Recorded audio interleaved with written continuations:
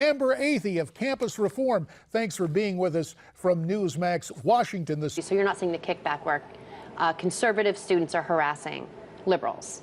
No, we have not seen that as a pervasive issue. And I'd like to point out that this goes beyond campus. This is a problem that extends to elections as well. It's important to note, though, that no one knows if these are going to be effective. Donald Trump has already said he plans to pull federal funding from any sanctuary cities. And so it wouldn't be surprising if he decides to do the same thing for these sanctuary campuses, which many are public universities that are federally taxpayer funded. Actual public universities have free speech zones now. I guess they don't realize that the United States of America is a free speech zone. What we're seeing is that magazines like Cosmo, they tell women how to dress, they tell us what to eat, they tell us who to hang out with, and they're even telling us who to vote for. I think it's insulting that they don't let women come to their own conclusions on these candidates. An example of liberal privilege is not having to worry about a history professor giving you a bad grade on a test because you're the head of a GOP club on campus. We saw the New York Times, after the Charlie Hebdo attacks, was not willing to publish the cartoons that sparked that attack,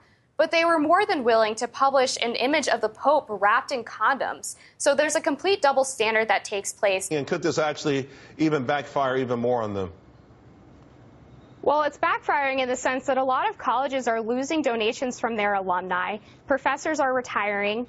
Just recently at the University of Arkansas Law School, the president of that school actually had to resign because of pressure from conservative students and faculty. Other universities, black students have actually asked for segregated housing.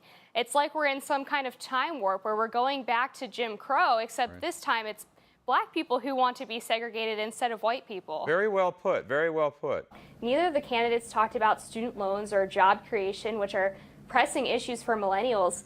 And so there is a very real possibility that they could be going third party or just not showing up to vote at all. We've seen examples of a conservative student who was actually kicked off of the school newspaper because he wanted to write opinion editorials that were from a conservative perspective. We've seen that students have been pushing for rights for illegal immigrants for some time now, but because Trump's been elected, they've really been doubling down. Students were demanding free tuition for descendants of slaves.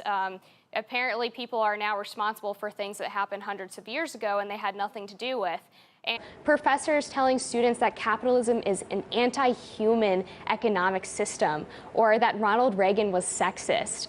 So it's not surprising that millennials hold such liberal views, given that's the only ideology that they're really exposed to on campus.